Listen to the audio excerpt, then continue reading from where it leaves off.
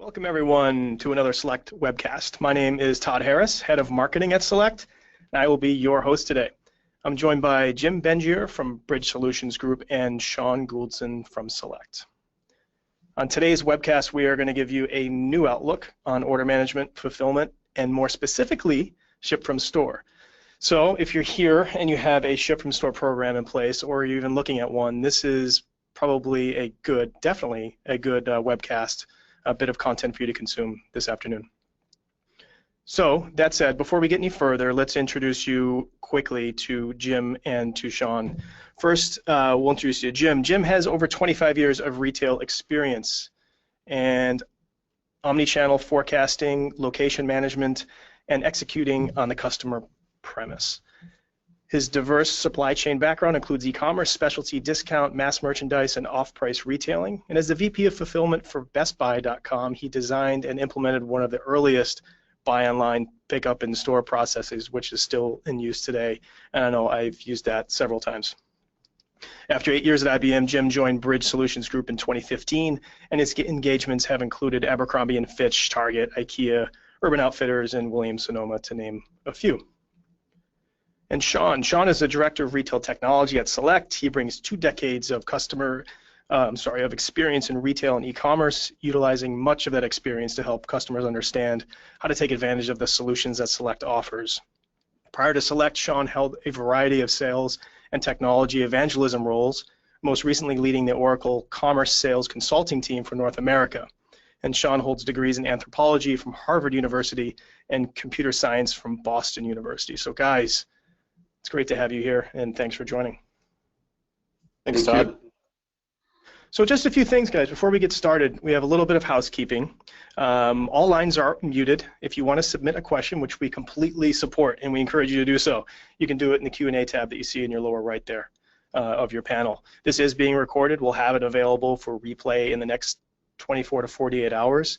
And very close to the end of the webcast, we'll put the slides up on SlideShare too. So let's introduce you quickly to Select, and we'll also, of course, give Jim a few minutes to cover a little bit about Bridge does, and in his introductory slides, you'll learn a bit about them too. Select helps retailers optimize inventories, and we do this through data-driven decisions about what to buy, how much to buy, where to put it, and ship it from. We do this through groundbreaking machine learning and optimization technology, looking at the entire merchandise planning and allocation process for a retailer, and we've mapped our solutions, our optimization solutions, directly to those. Looking at it another way, Select is the brain underlying all the critical decision making that happens within related business processes in your organization, and we integrate extremely closely with planning solutions already in place. And our customers include well-known brands like Urban Outfitters, Aldo, and Saks Fifth Avenue, to name a few, and they each, of course, have their own unique inventory challenges. And our underlying technology is part of the top 50 greatest innovations to come out of MIT's AI lab, which is a nice thing, alongside others such as the quantum computer, robotics, and email. So pretty notable items there, and some that you wouldn't guess.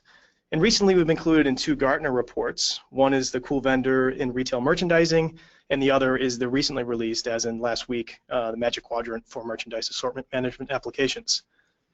So now that we've got all that stuff out of the way, why don't we go ahead and move forward? We're going to cover 3 things today. These are the 3 topics that we hope will resonate with you afterwards, and we hope you'll come back to us with questions afterwards too. The first one is how optimization of typical order management works and why it's not enough. I'm sure you've heard plenty about optimizing order management from other vendors out there, and we're going to show you the way it should be done and the way that it's most profitably done. Also, why optimizing your inventories is the key to your success as a retailer, and of course, how to make your ship from store program profitable. So let's start off with a softball here, and Sean, I think you're going to take us through a couple of slides after this, but a lot of retailers already ship from store, but the big question is, I think, looking at that, is it working to their advantage or not? That's a fantastic, Todd, and it is truly a double-edged sword. So this idea of buy online, ship from store, retailers have tremendous advantages in that they have stores. They've got stores, point of presences that are close to their customers. On the other hand, though, the challenges of optimizing and picking the right store to fulfill from are significant ones there. Does the store have the right inventory? Can the store successfully pick, pack, and ship that order? But potentially the most critical one here is that, do we know what the potential demand is for that store? So if we take a look on that graphic on the right there, the idea is that instead of having just 2 or 3 DCs, maybe splitting up the country, and all you need to do is forecast demand across a large cross-section of the area and population of the country, for example, retailers have the challenge here of needing to forecast demand at a very localized level in many different locations across potentially different channels, both the online and the walk-in customer, and being able to have the right inventory in place and select the right store to fulfill that order from. It's hard, and we're going to get into some of the ways here in a bit about how we can help make that process a little easier. Now, when we talk about existing processes, the challenge is that it's a fairly rules-driven approach typically, right? In the sense that you may be able to say, hey, just ship a store that has inventory, or find the one that's closest to the customer so we can lower our shipping costs. What we're going to cover here is the way that we can help exceed these existing limitations, and that's going to be the bulk of the rest of the discussion today. So Jim, why don't you actually take over here and explain some of the some of the research that you guys have found around customer expectations for online order fulfillment. Yeah, so first let me just do a quick introduction. So I'm Jim Bengier, Chief Customer Officer, Bridge Solutions Group. We are a premier partner with Select and many others. A lot of experience within order management and supply chain. And we work worldwide with retailers, and one of the #1 goals with every retailer that I meet with is, how do I optimize, leverage my inventory, and how do I profitably fulfill? And that seems to be a big question, and that's something that I'm proud to say, working with Select, that I think that you have done a great job in mastering that. So let's go to the next slide, please. So when we talked about the typical order optimizer, most optimization tools that I've ever worked with in my career, I ever seen out there until Select, have really been focusing on the transportation cost or the reduction in costs. And if we slip to the next slide, what I mean by that is it's not just the cost itself. So most of the optimization tools that I've seen out there, as Sean said, are really rules driven, and they're not fast enough, they're not flexible enough to really go ahead and master the customer's expectations. And if we look at the areas of focus that the customers are looking for now, i.e. delivery speed, and we'll get into the details in some of the research here on the next slide here, looking at an IBM survey that I started in 2010 when I was there, and also followed up in 2011 and in 2016, you can see that 2-day has grown very, very rapidly. The expectations from customers, because of what I like to call the Amazon impact or effect, with what they've done with Prime, is 2-day is the norm. And the cost is built into that subscription service, or keeping that cost down as low as possible. The other thing I would call out, that on this particular slide, 1 or 2 hour delivery has grown extremely rapidly. The concern, though, that consumers have is that the cost of delivering in 1 to 2 hours, how do you do that? Where does it become valuable, and what does it cost? This is an area where I'm starting to see more store fulfillment being impacted in utilizing 1 to 2 type of hour deliveries. Next slide. So if we look at this slide, it really calls out the speed of delivery. And what we're seeing here is the customer's expectations across the board are that they're expecting to get things very, very, very quickly. This was a question that we asked, and we asked them, when you choose a retailer, when you're making a purchase, how important is speed? So if some of the retailers out there that I see do not even offer 2-day delivery or next day delivery or same day delivery or 1 hour or 2, what we're starting to see is more and more retailers are giving the consumer more options to choose, and even in some cases guarantee that delivery as to when they want it delivered to their door, or that they can pick it up at the store or at another location. So the speed of delivery and the choice of delivery when choosing a retailer is becoming more and more important. Next slide. So based on the surveys that we did, one of the things that I wanted to understand, because it seems like free shipping is becoming the norm and everyone is offering it, how does this impact the choice of retail?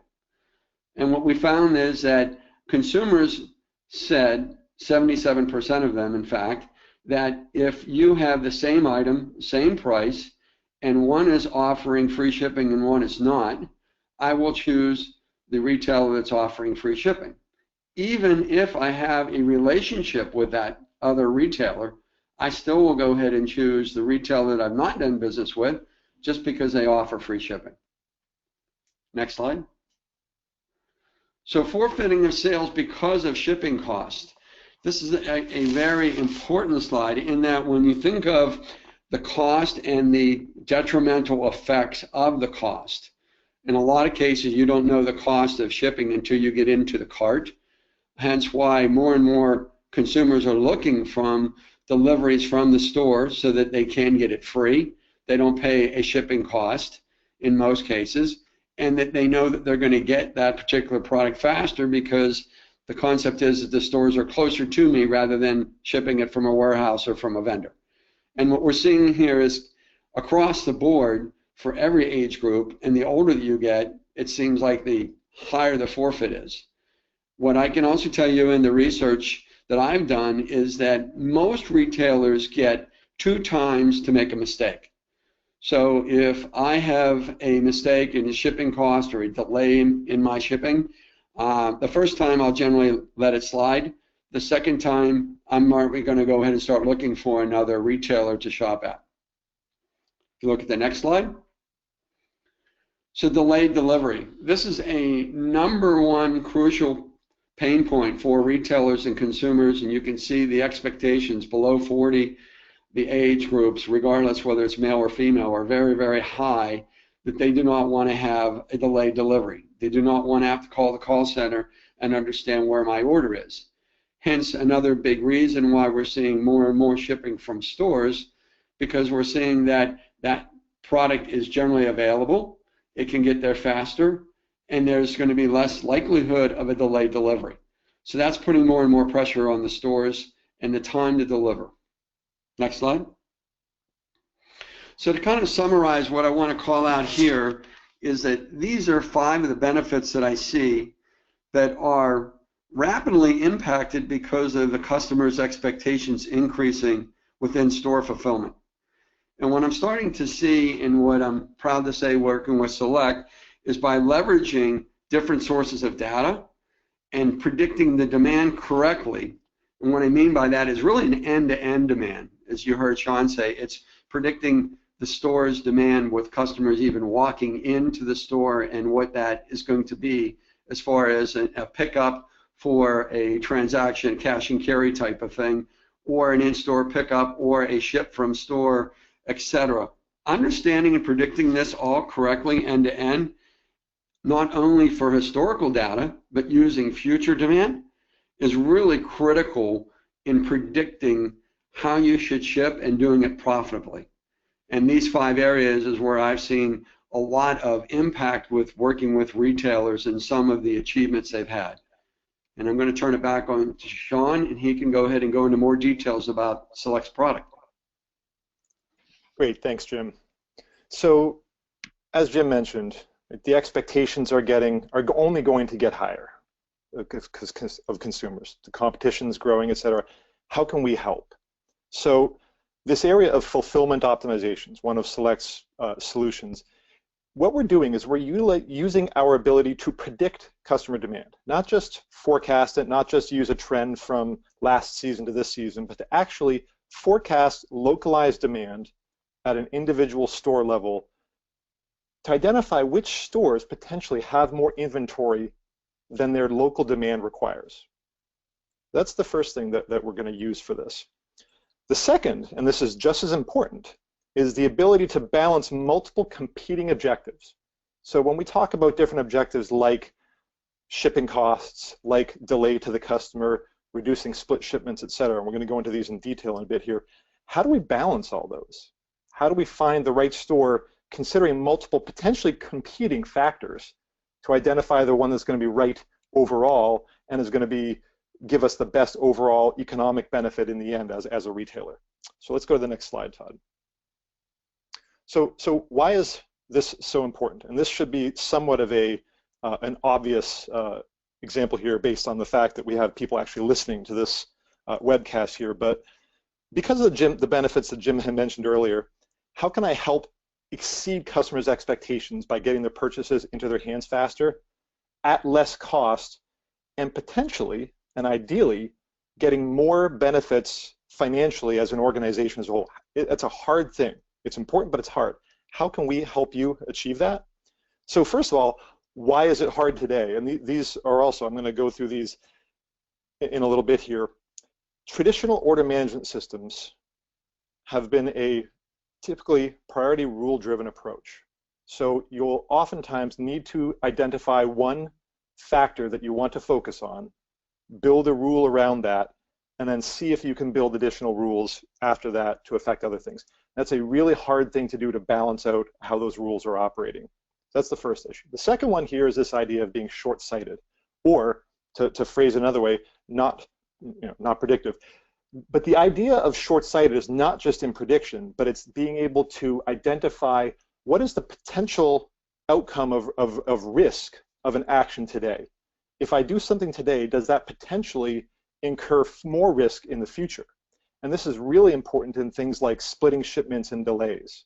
And we'll get into that in a little bit here as well. But if I can understand that I'm going to incur a little more risk today to reduce a much bigger risk down the road, I should take that bet, right? And then lastly here, this idea of being predictive. So not being able to, not just predictive in the sense of demand, but there's also the ability about being predictive in the likelihood of any order to be actually successfully picked, packed, and shipped from the store. What's the likelihood of a pick decline?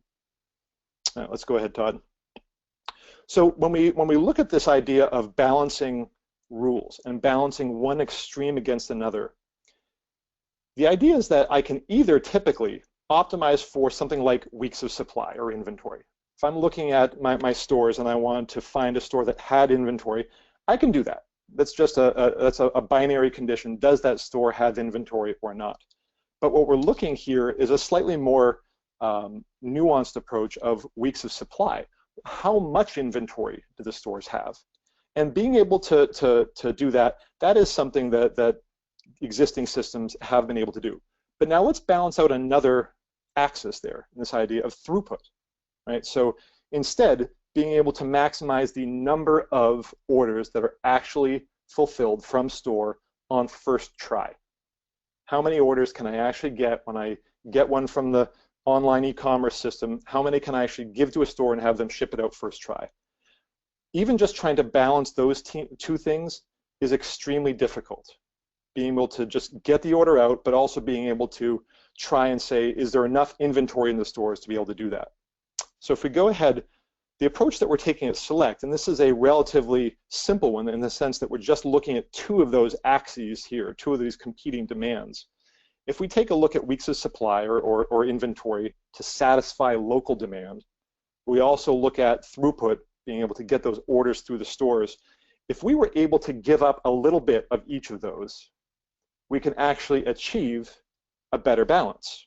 So being able to maintain a close to optimal balance across not just two, but multiple objectives. And we're talking like 4, 5, up to 7 different objectives. It all depends on what our customers are actually wanting to consider when they're when they're using Select's fulfillment optimization.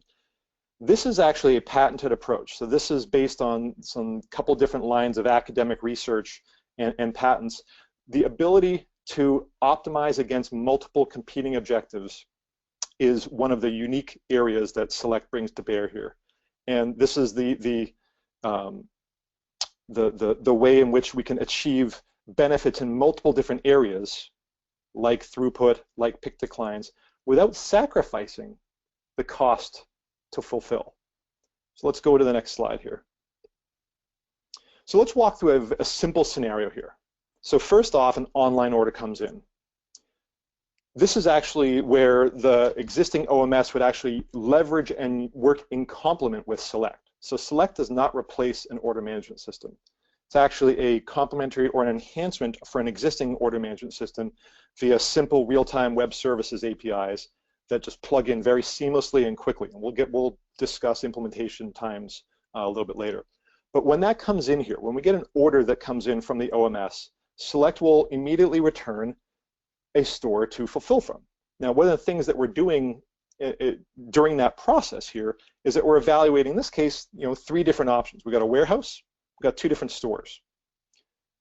The idea here is that we are not considering the store that's close to the customer because it potentially has low current weeks of supply for that product.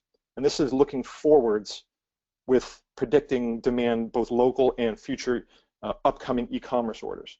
Secondly, the warehouse. A lot of supply there, but it's pretty far away from the customer. We don't want to incur the shipping costs of making that shipment or potentially the delay to the consumer. What we actually would select in this case here, balancing those different factors out, is the store that's close to the customer, but also has high weeks of supply. It's got enough inventory to satisfy the upcoming demand.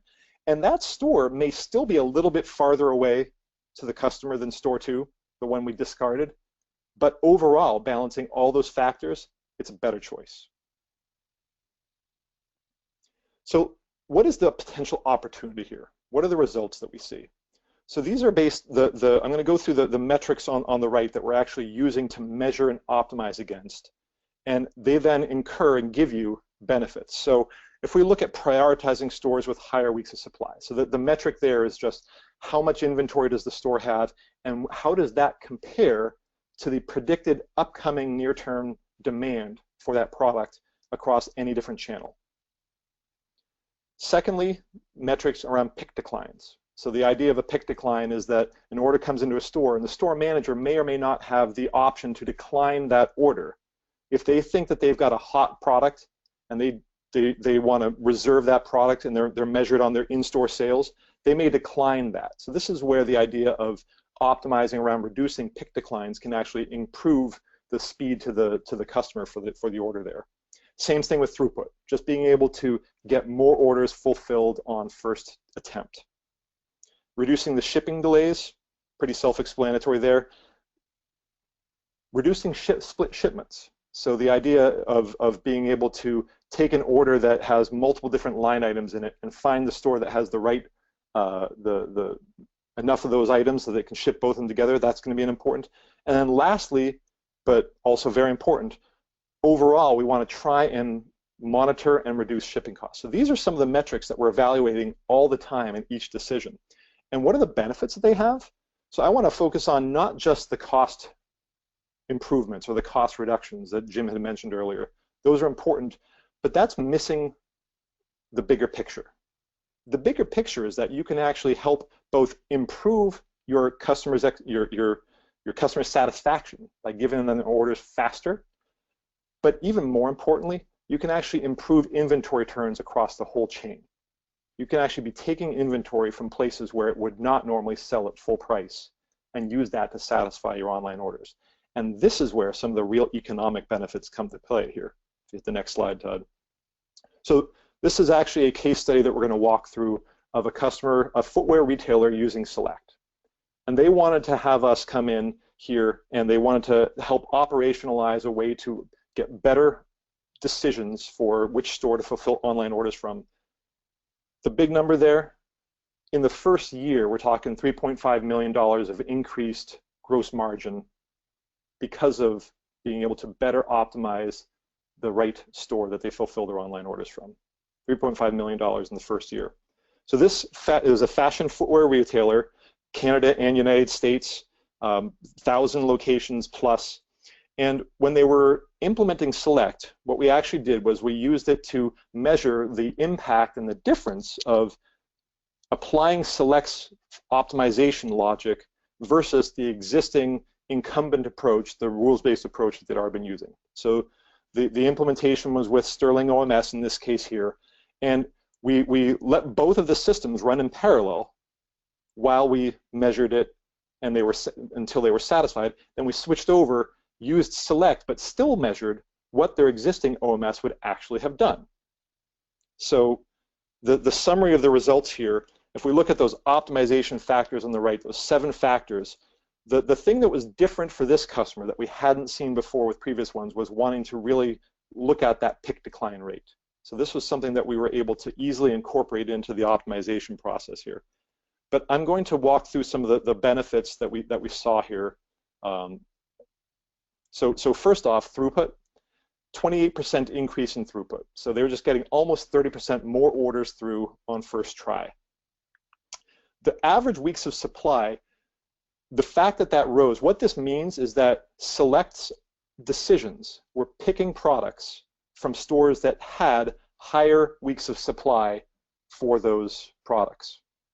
So taking it from stores where it was less likely to sell at full price to a walk-in customer. The split shipments were reduced over 40%. The average shipping cost, this was almost a byproduct. In the end, the being able to improve all the other factors while still reducing shipping costs was really impressive. So a 5% reduction in shipping cost. Pick declines went down 25%, and the average daily load balancing, you can just think of this as being a metric of how evenly spread the orders were across the different stores in the chain so as not to overburden any one specific store. And they had very specific business constraints and criteria around the number of orders based on the number of store associates that they had in a store and the throughput that those associates could handle. We had to live within those constraints and were able to more broadly balance those orders there. So as you can see, each and every metric was actually improved by being able to optimize and give a little bit in some to get a bigger benefit in some of the other ones. And Sean, just to interrupt you real quick, which ones of these metrics, at least the percent changes, had the most to contribute to that big number that we saw on the previous slide? Mm-hmm. Yeah, no, great question, Todd. So ironically enough, even from the beginning of this, it was not the shipping costs. It was the increasing turns by reducing split shipments, by being a faster fulfillment, so more throughput, but most importantly, the average weeks of supply, by pulling the product from the stores where it was not going to sell and pulling it from a store where you were likely going to have to mark it down in the end. While not cannibalizing, stores that would normally sell it for top margin, right? That's correct.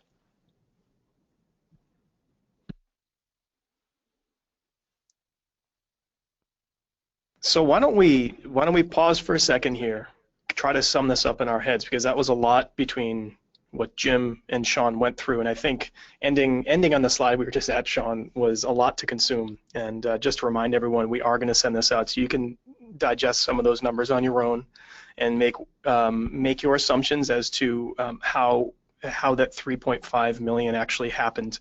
But like Sean said, it is way more than just about lowering transportation costs. That's a great little thing to do, but you're going to hit a floor at some point. And optimizing the rest of those metrics that are important to a retailer when it comes to fulfilling orders from stores is the key. And being able to optimize those together all in one fell swoop instead of one at a time is part of the other key. And another thing to note, and on that same point, is that to keep in mind is that order management systems are necessary, but they're also very limited by rules. We also showed you in one of the slides where there was only one metric chosen at a time. I believe it was earlier in the deck. So that is a reality of an OMS. But when it comes to optimization and be able to have machine learning and actual forward-looking demand prediction associated with that, it completely changes the game, and that's what we're doing here. And of course, like you saw, huge financial gains are possible, and the key to that is that they're possible in an extremely short time frame. So, all right, so all that said, yeah, go ahead, Jim. Yeah, if I could just add 2 things to kind of put into people's minds before they ask questions. Yeah. Working with retailers and been a retailer for over 25 years in supply chain, one of my key goals has always been with every CFO that I've ever reported to is leveraging inventory. And Sean, I'm glad you brought up that, increasing the turn or, decreasing the weeks of supply is certainly one of the big advantages that you see with Select. Most organizations that I have worked with, they rely more on their planning and allocation tool to do that. I really see where Select complements that, because I've never seen a planning and allocation tool that's going to take the art and the science and make it correct with what inventory belongs in what store. So I look at Select as being an optimizer, not on transportation, not on cost, but it's the leveraging of the inventory and the gaining the efficiency within that inventory or some of the key critical benefits. I just wanted to add that. I've been asked here, and as actually we were doing the summary there's a couple related questions, and I think I was called out in one of the points I made. But the first question I have is, how exactly does Select communicate with the order management system? Sean, would you be able to answer that in some sort of way that could be that would make sense to everyone? Absolutely. So there is a very simple integration approach using web services. So Select is a cloud-based system. We have a web services API that receives an order message from the OMS. There was an order that was submitted via e-commerce. It was for these line items, and the customer is in this location. Select will then return back to the OMS a store to fulfill from. So it's a very simple real-time query. Some customers do operate in batch, where they'll batch orders together for half a day, for example, from the e-commerce provider, provide those all as a batch, and then get back the batch response. We can work in that way as well, but real-time has been the preferred integration approach. And to make it very simple, we don't do any actual installation or work at the client site. We're just integrating with the OMS that they already have. I have another question, Sean, while you're going here, and this is actually a very insightful question because it's walking through the process and how we would work here, at least scratching the surface. It was kind of an assumption kind of question. So the question was, so we analyze, meaning Select, how much inventory exists, so how much inventory a store has or across stores, and how that store sells that particular product. So that's kind of, a question asking if we look at existing inventory and then look at almost the behavior or the existing sales of that product in a specific store to make these forward-looking predictions. Mm-hmm. Yeah, great question. And the answer is yes. So with Select, the first thing that we actually did with our technology was to be able to predict numbers of full price sales and predict localized store demand for a product across a retail chain. So we're taking a bulk of training data, so existing transactions, inventory positions in each individual store location and warehouse, receipts for when products actually got to stores, attribution that describes the products themselves, information about the selling locations. We take all of that, and what comes out of it is the ability to predict and forecast not just trending demand, but based on existing customer preferences, what customers would prefer to buy when they're given a choice. We're able to help understand the likelihood of any product selling in a given location. By taking that localized demand prediction, we can apply that to the order fulfillment and say, there is a certain amount of inventory in this store today. There's a lot of upcoming demand in that actual location. We're not going to select it from there. We're going to pick it from a store slightly farther away that has more inventory than they need to satisfy the impending demand. Yeah, and I think that's a very good representation of what Select is based on to begin with. We use that type of technology / approach to all of our solutions, being able to use that, what we call choice modeling, what Sean just described, to be able to foresee or look forward in demand to understand what will be in demand at a certain store at a certain time, and that impacts all the stages of your MP&A process.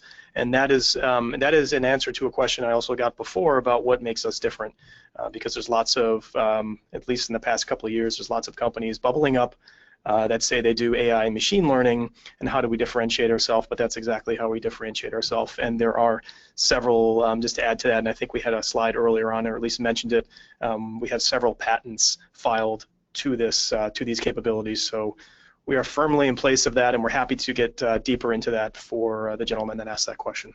Yeah. Hey, Todd, if I can add to that too. I said a little bit about end-to-end, and I truly mean that. I think that's an important point within the supply chain, is that most of the optimization tools that I've seen and worked with out there, they're not end-to-end. They're really a particular point, whether it's transportation, picking the goods, packing the goods, shipping the goods, moving the goods, etc. Not the predictability and the forecasting that you and Sean just mentioned. So I think that's a huge differentiation versus all the other products that are available. Well said. So guys, we have time for one more question. We don't want to hold everyone up too long because we respect your time and we thank you for coming, but I wanted to throw one question out there, and Sean, another one for you, and then you can go and stretch out after this one. How flexible is the system is the question. For instance, how easy would it be to add additional attributes for consideration in the optimization logic? So a question about attributes and how flexible we can be given different scenarios. Great. So great question. Actually, select some of the not to go too far into the mathematics or the actual the modeling, etc. But the approach that Select takes is designed from the ground up, unlike traditional machine learning approaches, to not need to redo and rebuild the model if any of the training data changes. So there's a non-parametric approach to predicting customer choice. It's actually one of the academic papers that forms the underlying basis of our approach here. But it lets us change the input attributes, add new data sources without rebuilding the predictive model, and to do it very quickly, almost on the fly. So to the specific point that the questioner asked here, if there are new products, new attributes, we designed Select's inventory optimization solution to work in a fast fashion setting where assortments and products change every season, and there's very little backdrop for predictions. So that's exactly what it's designed for. As product attributes change, we're able to really incorporate them on the fly.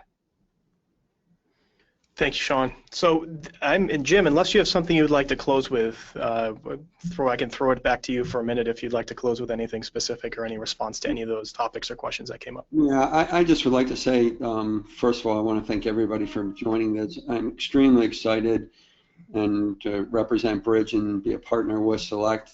I travel the world and see a lot of new solutions come to the market.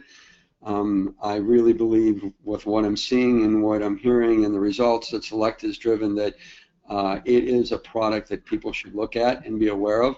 And I think that you have a definite, if I were still in retail, I certainly would be picking up the phone and talking to you guys. Well, thank you, Jim. And I would add that we will get to the questions that we did not get to, if that makes any sense. We'll get to you afterwards, either through email or we will actually pick up the phone and answer it that way, if that works for you. But we do thank everyone for their time today, for spending 40 minutes with us this afternoon. And of course, thank you to Jim and thank you to Sean. You have our emails there on the last slide. Feel free to use them for feedback, good and bad, and questions, whatever you have. And we'll be sure to get back to you very quickly. And the slides will be found on SlideShare in the next, I would say, the next few hours. I'll send a note out to everyone that registered and attended, and we will also send an email out about the recording when we have that ready. So we appreciate everyone coming, and enjoy the rest of your days.